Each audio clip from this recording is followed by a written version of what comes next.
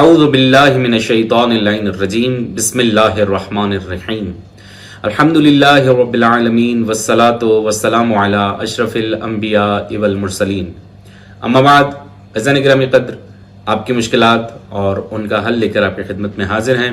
جیسا کہ آپ کے ساتھ وعدہ ہے کہ روزانہ آپ کی کسی نہ کسی مشکل پر گفتگو کریں گے اور انشاءاللہ تعالی اس کا حل پیش کرنے کی کوشش کریں گے۔ آج ہم ایک ایسے مسئلے کے اوپر گفتگو کریں گے کہ جو بہت زیادہ پھیلتا جا رہا ہے اور بہت زیادہ اس کے بارے میں ہم سے سوال ہوتا ہے، وہ ہے بندش۔ عموماً لوگ ہم سے سوال کرتے ہیں کہ مولانا کسی نے ہمارے اوپر بندش کر دی ہے اور اس کا حل کیا ہے، اس کے لیے ہمیں کیا کرنا چاہیے، کون سے وظائف ہیں، کون سی دعائیں ہیں اور ہم کیا کر سکتے ہیں۔ عزیزان گرامی قدر، سب سے پہلے ایک بات کہوں گا کہ پہلے یہ طے کر لیجئے کہ واقعاً بندش ہے بھی کہ نہیں ہے۔ ایسا نہ ہو کہ ہم کسی کے اوپر الزام لگا رہے ہیں اور اگلے کی ذات کو پتہ بھی نہ ہو کہ اس نے کچھ ایسا کام کیا ہے، کیونکہ یہ ایک بے انتہا قبیح عمل ہے کہ کسی کے اوپر بندش کر دینا۔ بندش سے مراد یہ ہے کہ انسان کے ساتھ کچھ ایسا کیا جائے کہ وہ بالکل اس کے سارے کام، جتنے امور اچھے طریقے سے چل رہے ہیں، وہ سب رک جائے۔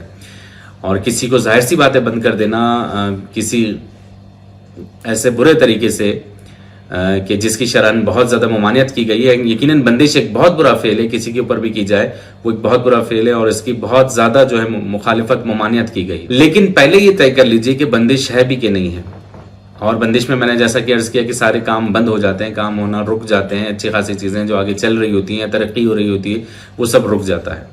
لہٰذا تحقیق کر لیں، لیکن اگر پتہ نہیں چلتا اور کلوز اس طرح کے ہیں، یعنی واقعات کچھ ایسے ہو رہے ہیں جس سے اندازہ ہو رہا ہے کہ بندش ہے، تو اس کے لیے ایسا نہیں ہے کہ حل موجود نہیں ہے۔ اگر کسی کے اوپر بندش کی گئی ہو تو وہ سورہ بقرہ کی آیت نمبر 74، 156 اور سورہ اسراء کی آیت نمبر 82، یعنی سورہ بقرہ کی آیت نمبر 74، 156 اور سورہ اسراء کی آیت نمبر 82 اپنے پاس رکھے۔ اس کی جتنی سخت بندش ہوگی وہ ختم ہو جائے گی۔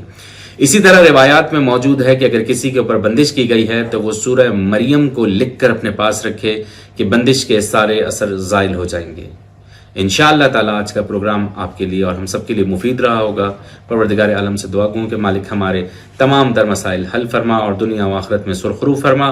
والسلام علیکم ورحمۃ اللہ وبرکاتہ۔